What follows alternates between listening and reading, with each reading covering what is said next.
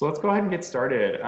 Welcome to our session, Building LGBTQ plus Service Member and Veteran Communities with Pride. If this is not the session you intended to join,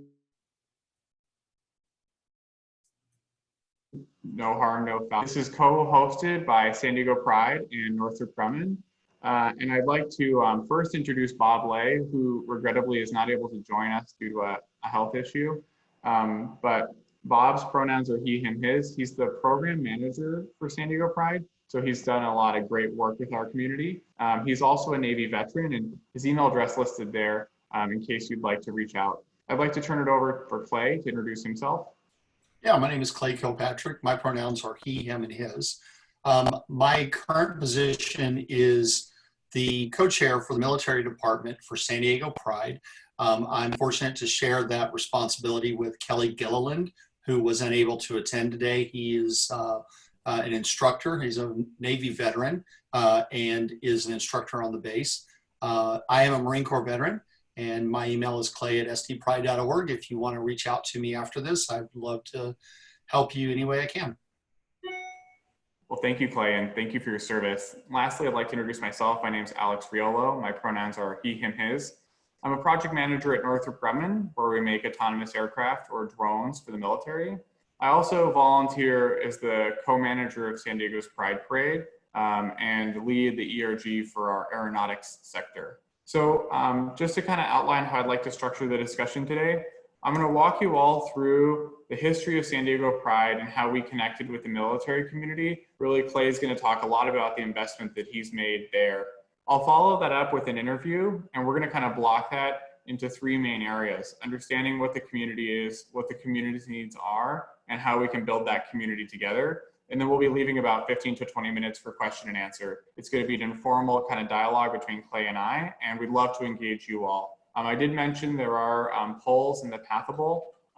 If you want to go ahead and fill that out, or interested in seeing where you all are coming from, what communities you're in, and kind of what your perspective is. So with that, I'd love to hand it over to Clay to kind of talk about San Diego Pride's commitment to the military and what makes our military community unique. So Clay, over to you.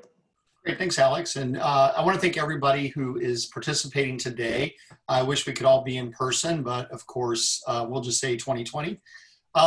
So a little bit of background about San Diego Pride's military commitment. And it's something that didn't happen overnight. Big changes take lots of time and a lot of effort. And so I want to go back to 2011. This was a time when we had Don't Ask, Don't Tell. For those of you unfamiliar with what that was basically the law of the land in the military, that you could be gay, lesbian, transgender, but you could not talk about it. And they couldn't ask you about it, but they could still, if anybody found out, you could still be discharged. And discharge was usually administrative or dishonorable, which is not good. But in 2011, there had been a lot of work behind the scenes to repeal Don't Ask, Don't Tell. And in 2011, about 250 active duty service members and veterans got together, and they actually marched in San Diego Pride's parade. It had never been done before. To protect anonymity, they all wore sort of neutral gray t-shirts, or t-shirts that said the branch of service that they were in or had been in. So then the following year in 2012, the DoD, working very closely with San Diego Pride, the Department of Defense allowed active duty military to participate in San Diego Pride March in uniform. This was the only Pride allowed to do that, and currently we are the only Pride that's officially allowed to have active duty military wear uniforms in a parade. And this was right when Don't Ask, Don't Tell was repealed. And that was a big deal for everybody. Then flash forward a few years, in 2015, we had a Marine Corporal, Dio Soriza, who was the first active duty transgendered service member, and he actually carried the trans flag in the parade. And that was a really big deal. It was a lot of visibility for our trans service members. In 2016, we had another first, Eric Fanning, who was an openly gay uh, uh, Secretary of the Army. He is the only openly gay person to lead one of the branches. But as Secretary of the Army, he actively, he was the Grand Marshal and participated in the parade.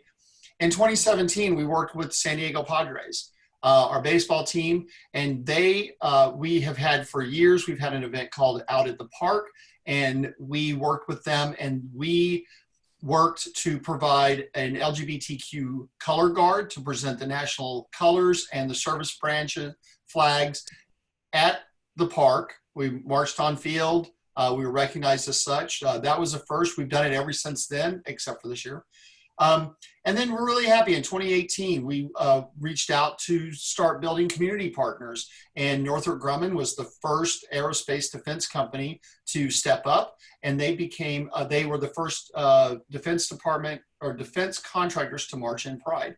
So lots of firsts. Every year we try to kind of top what we did. But that's a little bit of history about things that we got to up to recently. Thanks, Clay. You know, even thinking about some of the things that you all have done and the hard work, I know it didn't happen overnight, and we're going to get into our session a little bit about what happened behind the scenes. I mean, even seeing everything you've accomplished over the last 8 years, you know, I get goosebumps. But for the folks on the call, if you think what we accomplished between 2011 and 2018 was phenomenal, just wait to see which we accomplished last year. So I want to kind of skip to the next slide and let Clay take it away again. Yeah, so last year or 2019 was a really good, successful year. So with a lot of work, one of the things that Kelly and I had done is we had fostered a relationship with the California National Guard. They have been very strong supporters in marching and participating in Pride celebrations across the state, but really stepped up and worked with San Diego Pride. Now, San Diego Pride is very unique in military is because, you know, there's a lot of military, you know, some say as high as 30% of the military is LGBTQ. There's a lot of reasons for that, but it's pretty high. So you have this sort of large population of LGBTQ members in a group, the military.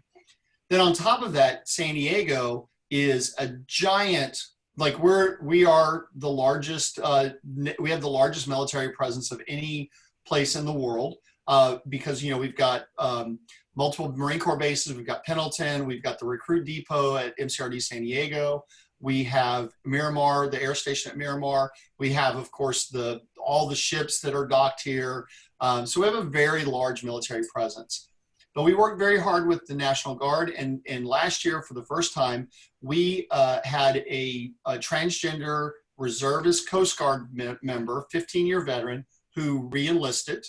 We had Major General Beavers of the National Guard. He's the secretary. He's the second in command.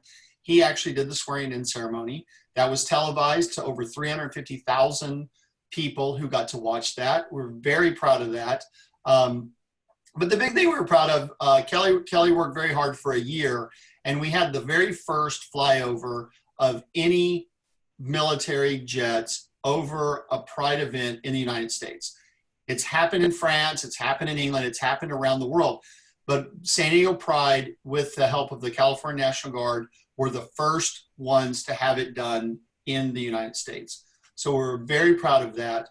And on top of that, Northrop Grumman sponsored a place at the festival, a tent where people, veterans and active duty, could come and relax, socialize, kind of a chill space. And that was very popular. It went over very well. Sometimes, believe it or not, it gets hot in San Diego. Getting under some shade, get some water was not a bad deal. So last year was amazing. This year we had a lot of things that were going to happen that did not because of, you know, the COVID. But next year we have a couple of things that we're trying to accomplish as well, but it's getting harder and harder to top ourselves. Well, thanks for sharing that, Clay. You know, I have to say, seeing the jets fly over San Diego Pride was inspiring. I would have been a little happier to see, you know, maybe F-35s or B-2s, something that Northrop Grumman has a considerable role in. But we'll work up to that. You know, we'll work up to the B2 level. Let's get some drones. Let's fly some drones over. I'd love to. You just might not be able to see them with the altitude. So I'm going to go ahead and share for folks poll results, just kind of talk about it. and kind of use it as a transition point. But I love seeing that 3/4 of the folks on our call right now are not active duty or veterans. I think that speaks volumes to the ally community. At the same time, seeing that 1/4 of the folks on the phone are veterans or in the service, I think that's great. And I think, Clay, you know, it kind of speaks to what you were saying about the military being possibly disproportionately LGBT, you know, with, you know, the, you know, general population. I think, you know, folks say between 3 and 4%, you know, seeing folks on this call, you know, 1/4 of which are in the military or veterans that are equality minded or, you know, LGBT or ally, I think that's awesome. Kind of moving down though, we see that 56% of folks are actively involved in their LGBT ERG, but only 3% are actively involved in their veteran community. And then there's some overlap, there's 30% overlap, right? So what I'd love to see, you know, based on our conversation here, is that not only how can you enhance your military and veteran programming within your company, but what can you do within your local community to reach this constituency where there's a lot of overlap? You know, oftentimes I think of military, veteran, and LGBT as invisible identities or identities that are not necessarily readily seen. So how can we reach those communities? And how do we have, you know, similar shared experiences, even if obviously we may not have the exact same lived experience?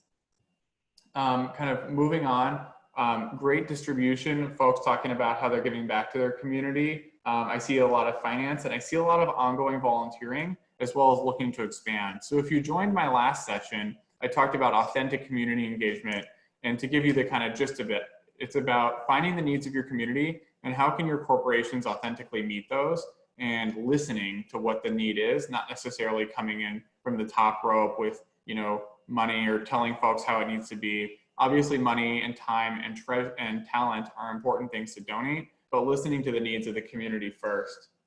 And then we've got some free response questions about folks doing joint events between their military and LGBT groups, and kind of different events, or looking to expand, as well as folks mentioning, you know, they've got Air Force bases, Navy bases, shout out from San Diego, shout out from Jacksonville. So, you know, love seeing the connection and, you know, folks getting their kind of creative juices going, so to speak.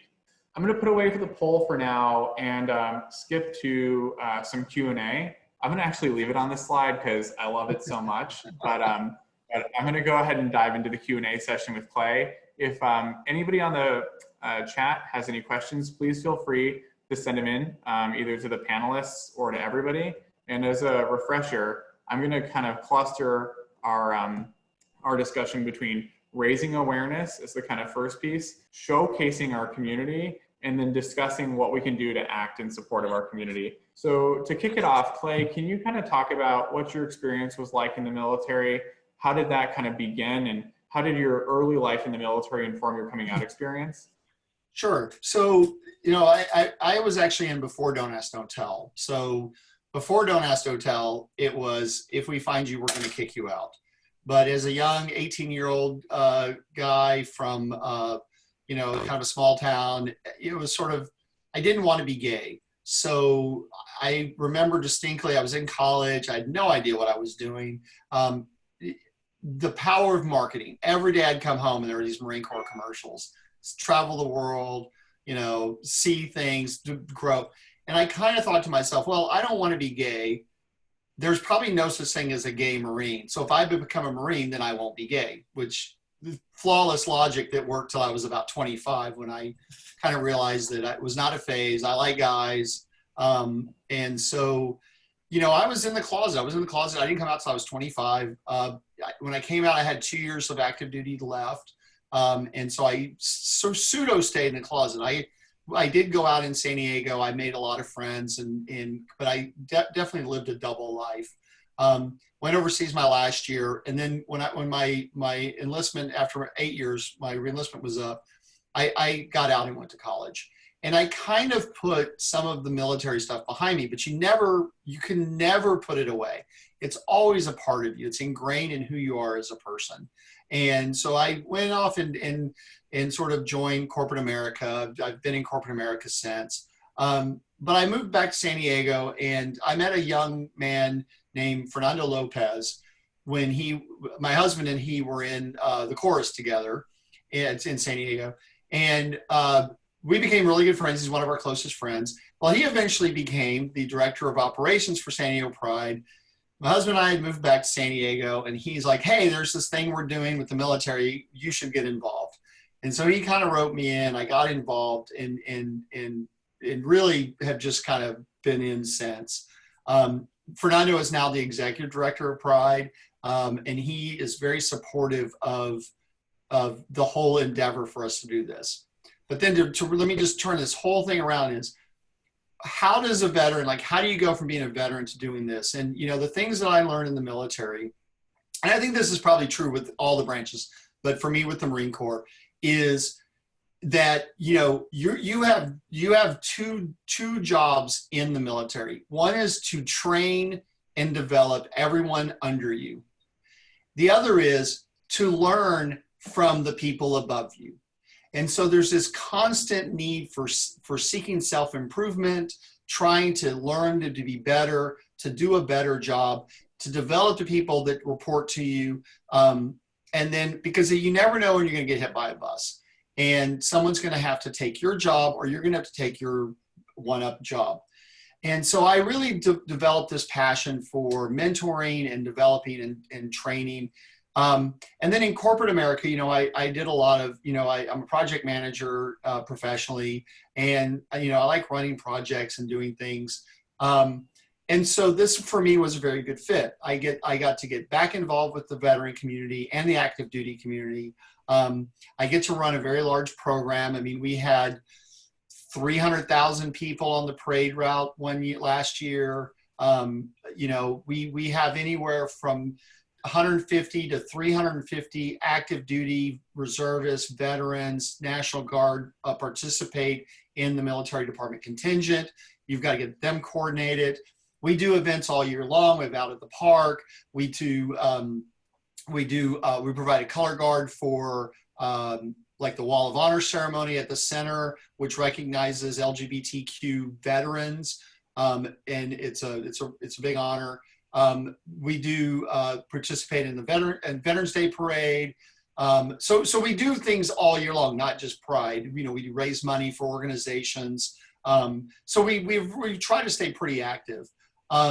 So I think this whole thing kind of came full circle for me, because it's a way for me to give back, but it also hits sort of my strengths. And I highly encourage those of you who are veterans, if you haven't gotten in touch with your LGBT military groups, reach out in your community. It's very rewarding.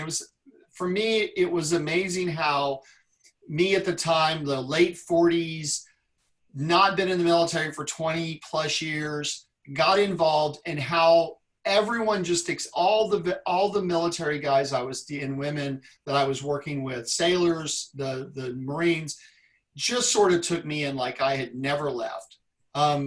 It really is that band of brothers where we all can come back together. You can always get back engaged. And now at this point, most of mine and my husband's friends are military. They're active duty or new veterans. So I highly encourage you to get involved.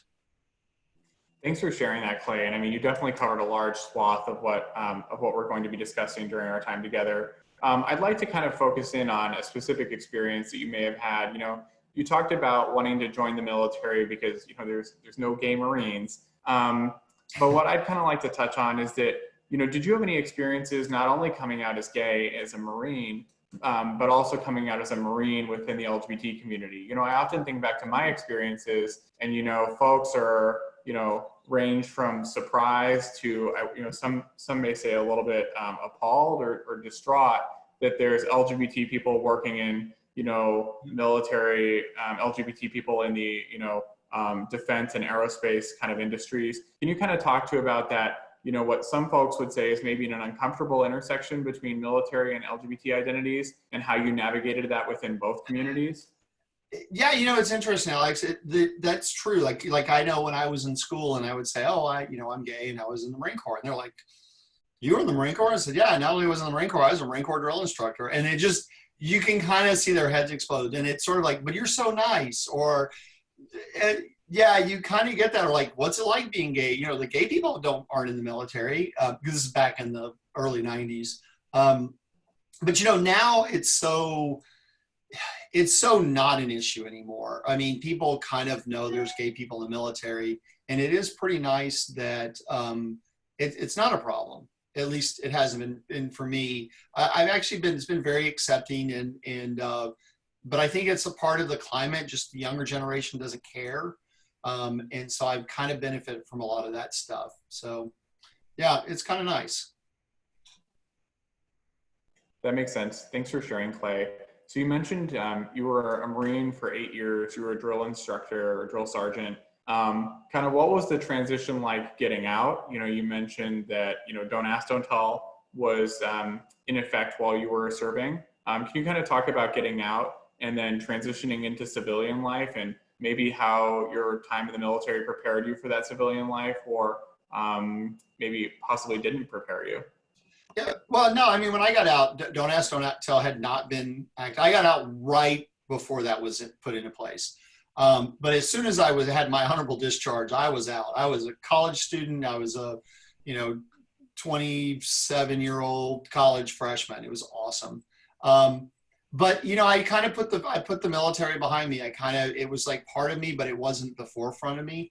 But over time, I've become, especially becoming more involved now, it's a much deeper part of my everyday existence, being both a gay man and being a Marine. Um, but I don't get a lot of pushback from that. I don't get a lot of people who, you know, a lot of people can't believe I was a drill instructor because they're like, "Oh, you're so nice." I'm like, "Well, it's because you haven't pissed me off yet." So I can say, having worked with you firsthand, managing a parade with 10,000 marchers and 350,000 participants, there's no doubt in my mind you were a drill instructor. I've seen the level of precision of your contingent. And I feel like, you know, even in the preparation of this panel, I may have been the unintended recipient of some drill instruction. Hey, Alex, we're getting some questions in the chat room. Do we want to address some of those? Yeah, totally. I actually would like to kind of just, you know, touch on maybe one or two more questions, and then Sure. we'll flip over to the chat if you don't mind. Absolutely.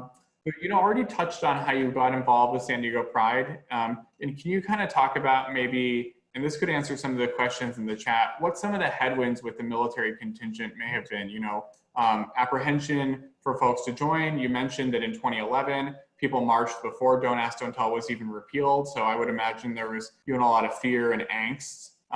Or kind of reciprocally, you know, how did you find allies within the LGBT community and communicate the intersectionality of these kind of two identities? Yeah, so that's a good question. So I want to go back. So one of the other committee that I'm on is with the San Diego Center, LGBTQ Center, which we have a thing called the Wall of Honor, and it's to acknowledge people who made contributions in the military. Now they're veterans, and then have made contributions within not just San Diego's LGBTQ community, but, you know, sort of bigger than that. And we take nominations, we review, we select up to 10 people a year. And when we were talking about this, a lot of the veterans we're dealing with are older. They've been out for a while, and they were in pre-Don't Ask, Don't Tell.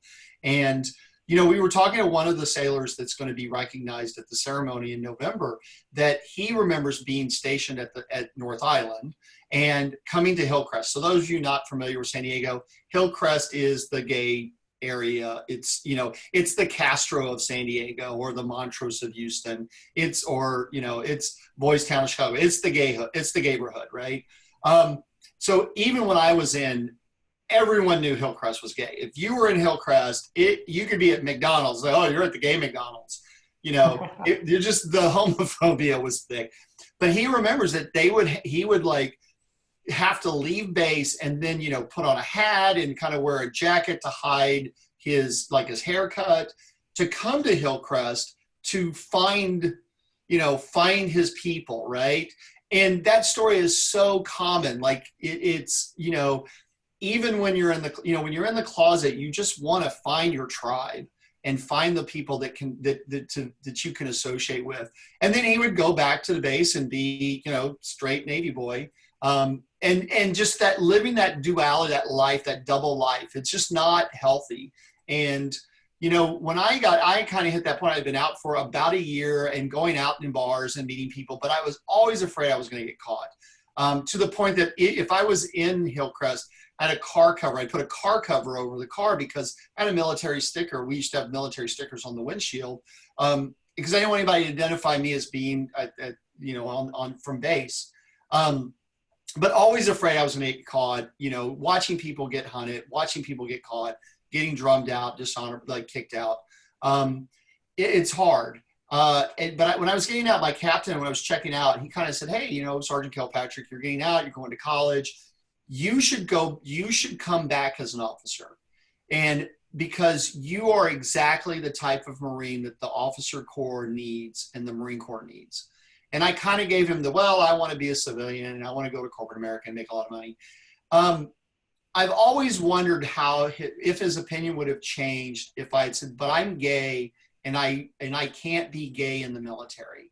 And so I'm going to kind of leave this behind because you want me, but you don't want the authentic me and you don't want the true me. And so for me, that was a big decision in getting out and not coming back. Was I didn't want to be in the closet anymore. I didn't want to fear for my job and my retirement or anything. I didn't want to lose all that. So for me, it really going back wasn't an option. But, you know, the things I learned in the Marine Corps helped me be successful, helped me make it through college, helped me basically be the person I am today. I mean, it's so ingrained. I learned so much in the Marine Corps. So that's kind of my background. That's my story. Which amazingly is probably, if you polled like 100 veterans from the 80s and 90s and 70s, they probably have the exact same story. Like it's probably not, I'm not that unique. It's pretty common. Well, thanks, Clay, for sharing. And I think you actually hit on an interesting point that folks may not have considered, but, you know, coastal cities that were disproportionately military have benefited from, have stronger LGBT communities as a result of the military involvement, which folks may think is kind of counterintuitive, but let me lay the case out for you. What you have is cities like San Francisco, San Diego, LA, where folks are being deployed from, you know, throughout the 20th century. And the kind of prevailing theory is that folks who self-identified as LGBT chose not to move back to the cities or towns from which they enlisted in, and instead chose to stay in the cities in which they were stationed, right? So a lot of that is what drove the growth in LGBT communities like the Castro, like in San Diego, like in Seattle. And I'd imagine the same is true, you know, in Virginia as well, and on the East Coast. So folks may not see it, but I think that, you know, vibrant LGBT neighborhoods kind of owe a debt of gratitude to the military communities that shaped them, you know, oftentimes behind the scenes. My last question, you know, Clay, and then we'll transition to the chat because we're getting some great engagement. So folks, definitely type in your questions. We'll be addressing as many as we can. I kind of wanted to touch on, you know, 2019, our slide is up. And, you know, Northrop had participated in San Diego Pride for the first time in 2018, and then ultimately made our sponsorship of the military contingent the first time in 2019. You know, I can speak to internally into our company, you know, discussing what that sponsorship looked like and how we were going to authentically communicate our values and serve a constituency which is not only our customer base, but is also a community that we want to build and support. You know, that for us was a slam dunk or a no-brainer. But building a relationship with San Diego Pride and showing where our values as a you know, military contractor and aerospace and defense firm aligned with San Diego Pride, and how our communities aligned with the community in San Diego Pride, and how we had overlaps in both of our constituencies. That was a little bit of a tougher sell, especially when there's an aversion towards this kind of military industrial complex or militarization of prides. Can you kind of talk to how you felt about our partnership, Clay? And, you know, not only our partnership, but the partnership you've made with the California National Guard, and how those partnerships have really strengthened your constituency and enabled a better and kind of larger parade? Yeah, absolutely. I mean, you can't, you know, so what you may not know about Alex is he's one of the parade coordinators, and you don't just wake up on Saturday morning and think, let's invite 350,000 people to come to the city. We'll just line up some stuff and we'll walk down the street. It'll be great. It takes a year to plan next year's parade.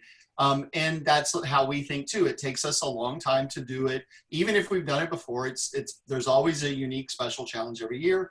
And so Kelly and I work really hard, but Kelly and I are two people. It takes a lot of effort to make it look effortless.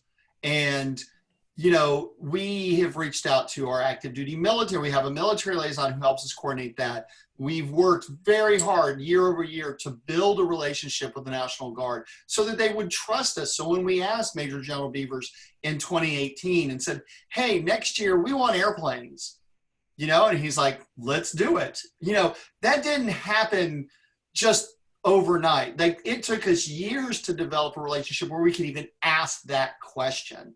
And the same with our business partners, like Northrop. You know, you've tons of veterans you're hiring. You have a lot of people who get out of the military and go work for you. But being partnered really does a couple of things. One, it shows our veterans that there are employers who not only care that they're LGBTQ, but is actively looking to bring them in. And being visible and being present sends that message. You know, when you go to Pride, any Pride, you look at who's there, you look at who's advertising, you look at who's putting floats out, because they're there because they're trying to reach a specific audience. And in this case, the LGBT community. But when the military folks see a company like a defense contractor and think, oh, I could easily transfer from here to here. So having partnerships, and we're trying to grow our relationship. We've been working with Alex for a couple of years, who works very close with Serafina about financial support.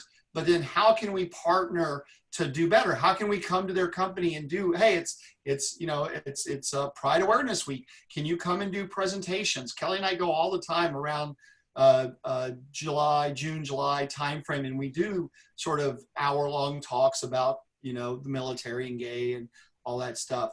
But at the end of the day, like Kelly and I couldn't do this by ourselves. It takes a village, and it takes a village of a lot of things. And so we really appreciate our business support partners. We appreciate our Pride's support.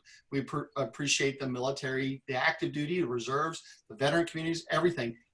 This stuff doesn't happen in a vacuum. It takes a lot of effort. Thanks for that, Clay. For it, so. Thank you for that, and thank you for all your hard work. I think with that, I'd like to transition to the questions.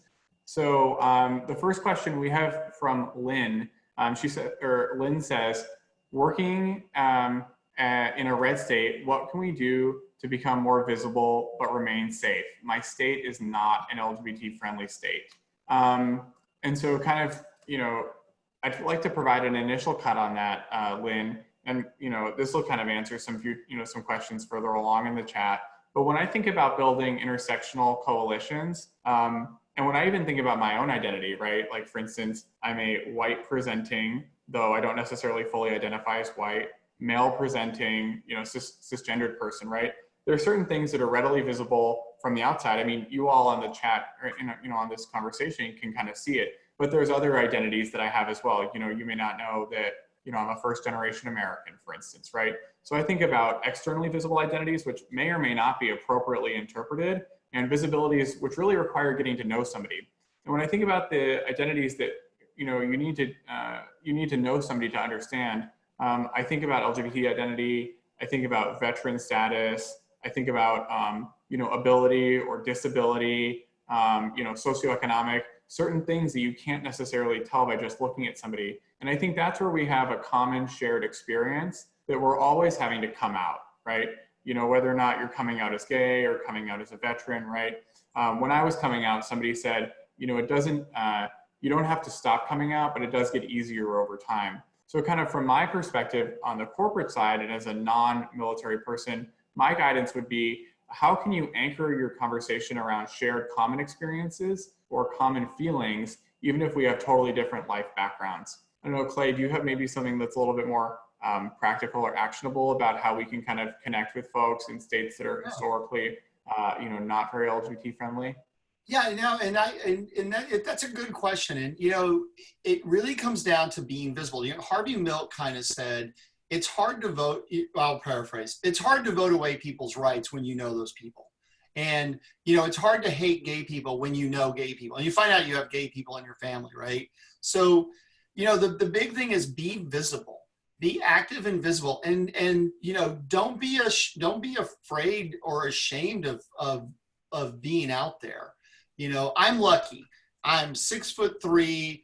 If you met me, I have a presence. I'm not brag. I do. I have this. I'm a pretty laid back guy, but if you want to F with me, you're not going to do it. So I kind of am not intimidated by people in the public. Not everybody is like that. There are people that are smaller, maybe more internally driven, introverted, etc. But you know, don't be afraid to wear a pride t-shirt out or get, if you're with groups of people, you know, it's easier to be in groups of people that are like-minded. So organize an event at a Starbucks. You know, if you're going to have a meeting, I know some of it we can't do now, but when the COVID's gone, have meetings in public spaces where, you know, what you're going to find, my experience kind of turned out to be, we would have these meetings and think, well, no one's going to bother us. But people would come up and it's like, oh, hey, I'm gay. What y'all are talking about? What are you talking about? San Diego Pride? Tell me about that. I didn't even know there was a military contingent. So just by being out there, what you're going to do is you're going to attract people who positively want to get involved. And if someone wants to be negative, you just kind of have to be ready to deal with stupid people. Thanks for that, Clay. Moving on to our next question from Jake. Shout out to the Northrop family up there in Buffalo. I love our company. Jake's question is, I'm new to being the chairperson for our Pride group, and I'd like to make connections with LGBT active duty and veterans. You know, maybe something particularly for our Pride parade. How can I start to get the ball rolling and make this happen in Buffalo? You know, Jake, my answer to you would be, you know, first, you know, Clay kind of mentioned, right, that the parade and the flyover and, you know, all that jazz, it didn't really happen overnight. And, you know, I couldn't agree more. Planning is something that takes all year, and we don't look at Pride as a one-day event. We look at it as 365 days a year. What I would guide you is that sometimes you have to, you know, give a little bit to get a little bit.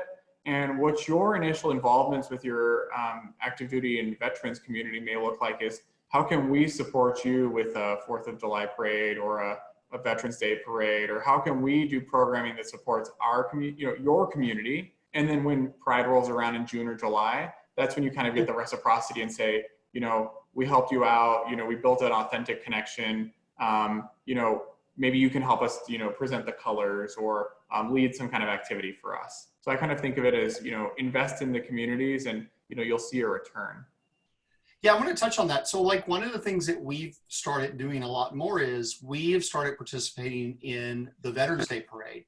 And we have a banner. It says serving from the front, because that's our motto. And we march in the San Diego Veterans Day Parade in, you know, we have rainbow flags, we have trans flags, we're out. And and you know what? We get the looks, and you know what? I don't care. Like, because somewhere there's someone looking going, oh, wow, I didn't know that was okay, but I like that. So getting involved in events like the MLK parade, the Veterans Day parade, the holiday parade, any kind of parade, find 3 people. You need 2 people to carry the banner and 1 people to carry a flag. Have a t-shirt made that says, you know, proud out veteran, or, you know, I love my veteran, my military, whatever. Have a t-shirt. So one of the things we find is have a t-shirt made that you can duplicate for multiple events. It's not specific. So we have developed a t-shirt that's basically, it's a gray t-shirt. It says serving with pride. And on the back, it lists all the branches. It's the same t-shirt we use every year. So if you've ever marched in San Diego Pride Parade, you get the same t-shirt every year. So we can duplicate it. We save cost. The only exception was the 50th anniversary of Pride. We changed the little back at the very back to make it a little special, but from a group, you can't tell. So we look like a group. We're all wearing the same t-shirts. We have our banners. Be involved in things that are not necessarily Pride centric, but march with pride, right? March with pride. Get a group together and just march in any kind of parade you want. be out, be proud. It makes a difference. Thank you for that, Clay. We've got another question from Linda. Linda says, I have no military background. I'm trying to get our veterans ERG to understand some of the, difficulties that are maybe intersectional. Linda, kind of speaking to that, I'm not a veteran, right? I never served, but I really think those who do. And, I touched on it a little earlier. I think it's about finding the shared kind of connection and kind of investing in both communities. I know, Clay, do you have anything to add? No, I think I think you kind of nailed it. Yeah. Reach out to both communities, get involved.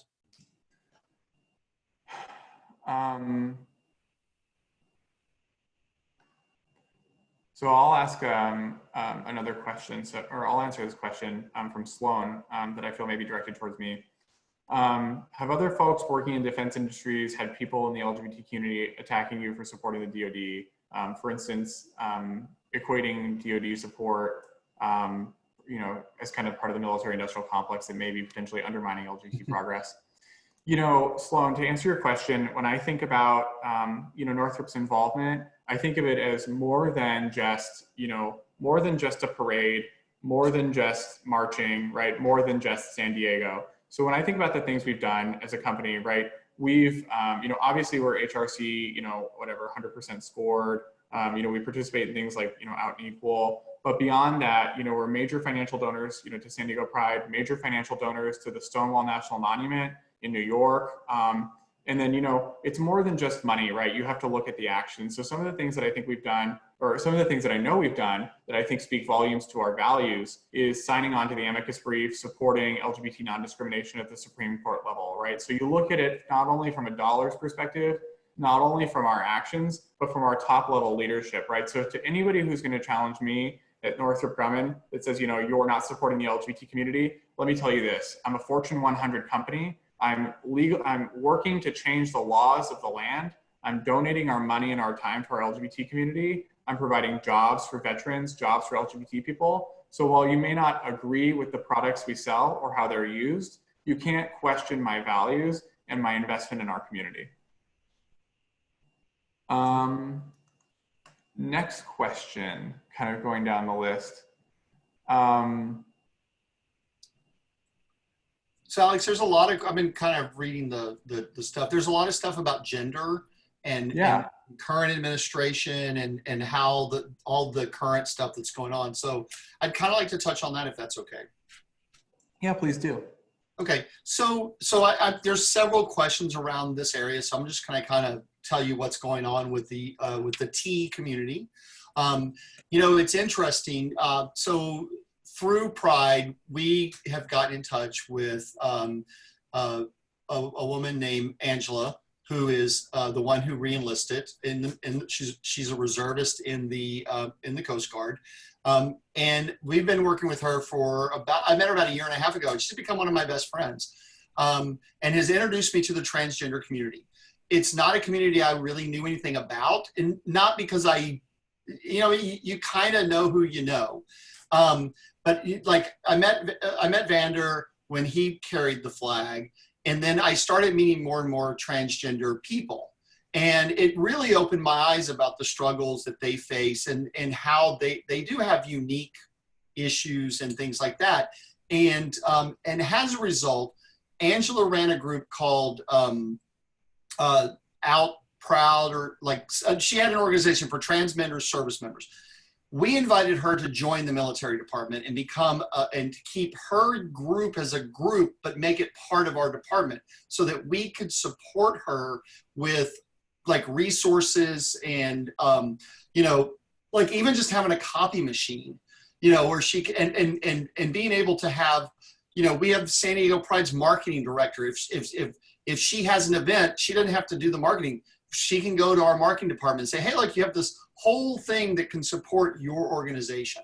So there's a lot of things that we've been doing with including the transgender military. The big thing had to do with the current administration had basically said you can't be transgender and serve. Even though that flied against what all the Joint Chiefs said, everyone said this has not been an issue, but we will not get into politics because I know everyone has different views. I disagree with the administration on this, on everything, on this stance. But the big thing is what they said is if you're in and you're transitioning, you can stay in, but you cannot be transitioned and joined. And that was the big break. And that negatively impacted people on scholarships who were at college, who were transitioning. They lost their scholarships. That was a financial blow. So there's been a lot of back and forth. So most of them in the command, like Angela struggles every day with her command, but you know what? She doesn't care. She's like, I've been at this for 15 years. We'll do my thing. And you know, it gets down to personalities and how they're affected. But I think there's been a shift over the last 10 years with transgender acceptance. I think more and more people in the military are accepting it, but there's still a huge, giant wall against it, just as there used to be, or there is against LGBT people, right? So I don't have any quick solutions or any, great things other than, there's 30,000 transgender members serving in the military right now on active duty. It's not an insignificant number. So, so there's a lot of them, and it's a great dialogue to have. When you're talking about LGBT people, don't forget the T people and bring them into your conversations and bring them into your group and understand their issues are not always aligned with LGBT people, but they still face discrimination for their sexual preference and their gender identity. And that's the stuff we want to address and support. So I get very passionate. I love my friends. Thank you for that, Clay. I mean, I think your passion shows through not only with your words, but with all the investment you've done. I've got another question that I think is kind of a hot topic this year and really has been for the last couple of years. Sammy says, I'm in law enforcement. I can understand everything that's being said. Could you kind of talk to, the kind of overlap or, the relationship with law enforcement, in the parade? So that's been a tough one. As you're aware, this year, San Diego Pride took a stance that the police departments could not participate in Pride in uniform. There was a fairly large backlash, and it was personal to me. I have a lot of friends that are in the military who are MPs. I have a lot of friends who got out of the military and are police officers. And I always like to think they're the good ones. They're not the problems. But it's hard to separate. It's hard for people to wrap their head around. But what I always told people is you have to separate yourself from the individual and the institution. Do police departments have systemic racism problems? Yes. Does that mean every police officer is a racist? No. But in San Diego, we had a very active community with our Black Lives Matter, our minority groups, our transgender groups who have been coming to Pride for years saying, I don't feel safe when I see a police officer walking with in uniform with a gun, and they're not there as a police officer. They're there as a participant, but they're in uniform and they're armed. I don't feel safe. The same issue came up a few years ago with our Latinx community, which said, we look out at the parade and we see ATF or we see Border Patrol. I feel like when this march is over, they're going to arrest me and take me and they're going to deport me. So I don't feel safe. So Pride has been listening to the community, and they've been facilitating discussions with the minority communities, with the police department and the mayor's office. And that Pride took a bold stand to say, until we resolve these issues, and there's very specific issues that need to be addressed, we are asking that the police departments do not participate in uniform. You are still welcome to participate in Pride. You can come to Pride.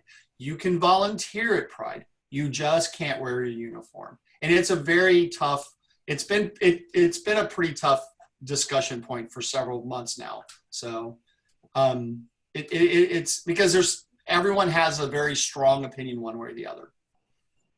Yeah, thanks for that, Clay. I mean, I agree. It's certainly a tough conversation, and I appreciate you bringing it up or kind of touching on it, even if it is at the periphery of the scope of our conversation. So we've got just a couple more minutes left. Maybe we can take another question or two. Is there something you wanted to touch on specifically, Clay, before we wrap up? No, the only thing is, if I wrap this up, the one thing I would encourage everybody to kind of think outside that box. Think about how you can, if you're at your company, how can you reach out? I would imagine that if you're a Fortune 500 company or a fairly large company, you probably have a veterans organization and you probably have an LGBT organization. Try to find the overlap. If you're the LGBT organization, reach out to the veteran group and say, hey, let's co-do something. Let's do a joint thing together. Or if you're in the veterans group and you have a Pride group, go ask the Pride people, say, hey, how can we join? Because I guarantee you there's a giant overlap of people in those two circles. And be creative. Don't be afraid to have meetings in public to get people together and share ideas. Be out and proud and be creative. There are so many things you can do to be visible, marching in different parades, in civic parades, volunteering at events, and having a t-shirt that identifies the company, whatever your logos are, and that you're a proud gay veteran who works at McDonald's or wherever, right? These things, visibility is critical. We know this. The other thing I'd like to do is every single person on here, if the COVID goes away next year and San Diego has, and we're able to meet and march again, I want to personally invite you. If you're a veteran, or active duty, I want you to march with us. I want you to come here. I want you to register with us. I want you to participate with us. I am inviting you to come and join us. We line up by branch. We have one banner that covers us all. We have a trans banner for the trans members who want to identify. Then it goes the Army, Marine Corps, the Navy, the Air Force, the Coast Guard, the National Guard. Everybody gets in their group. You're invited. All you have to do is go to sdpride.org/military and register. If you would like a t-shirt, we'll give you a t-shirt. If you want to give us $10 to pay for the t-shirt, I'll take your $10. But I want to invite you to come and participate. And then if you have any questions about how you want to grow your organization, how you want to do these sort of intersectionality things, military@sdpride.org, or you can send it to clay@sdpride.org. And I'll be glad to for me and Kelly to set up a meeting with you, and we will talk to you. We'll talk to your group members, whatever it takes, because what we don't want to do, we don't want San Diego to be the only city that does this, this, and this. We want every city to have a flyover. We want every city to have a military contingent. We want every city to feel like they can participate as a proud out veteran. And we want that duplicated. We want to duplicate the success, not contain the success. Wow, Clay. I mean, that's inspirational. I don't think I can top that. I will say I want everybody to have the success that we've had, but San Diego will always be the first. So you can't take that. And I just kind of, Clay, you did a great job discussing it from a community and, veteran status and kind of how that got built. I just wanted to touch a little bit from the corporate side, right? How do we find the intersectional communities within our corporations, and how do we build and create the future that's inclusive, radically inclusive, bold, and diverse, and drive that change from within our company to within our communities, instead of waiting for the community to happen and then the company kind of just globs along with it. I think that everybody on this line, as corporate leaders, ERG leaders, we have a call to action to what can we do to create inclusive spaces within our company, and how can we demonstrate and model that radical inclusivity for the communities in which we exist, not only our geographic communities, but our communities of LGBT, our communities of veteran, within our business communities, and really hold to account our business peers to create the same change as well. So what I'd say is for folks on the line who are thinking, you know, I'm not a veteran, I'm not involved in my veterans group or, you know, military group, you know, I think you all have a call to action to find those intersectionalities, you know, whether it's just when COVID's over or even now, you know, have a virtual or an in-person coffee chat with somebody who's an ERG leader, you know, with another identity that you may not have thought about building a partnership with, and seeing how you can kind of broaden the umbrella of inclusivity for everybody. So I think at that, I'll kind of leave it unless Clay, you have any other thoughts. On screen, you see our contact information. Bob is professional staff at San Diego Pride. Clay's the volunteer. He does this all for free, believe it or not, with the San Diego Military Contingent and Military Department at San Diego Pride. And then, of course, professionally, I work at Northrop Grumman. Huge shout out to the NG folks on the call. And then I, on a volunteer basis, co-manage San Diego's Pride Parade. So if there's any lingering questions, please feel free to shoot us an email. Clay, do you have any closing thoughts? Yeah, I just want to piggyback on what you said. If you work for a company, think about, you can do something as simple as creating a wall of honor in the entryway, and you can recognize, you know, your veterans, you can recognize your LGBT people, set up some criteria of what it means to that this is how this, you know, lesbian veteran is encapsulating our values as a company. These are the things that they're doing, and create a little wall space or put it on the screen. Like we have TVs, monitors that flash, you know, things, you know, every 20 seconds about people doing stuff. So don't be afraid to, you know, be creative in recognizing people. Getting recognition means a lot to people, and it could be about anything. So, but once again, if you want to brainstorm or talk about some ideas, Kelly and I, this is what we do. This is our passion. This is what we love to do. If I could get paid for this, I would gladly take the money. But until then, I'll just keep doing it for fun.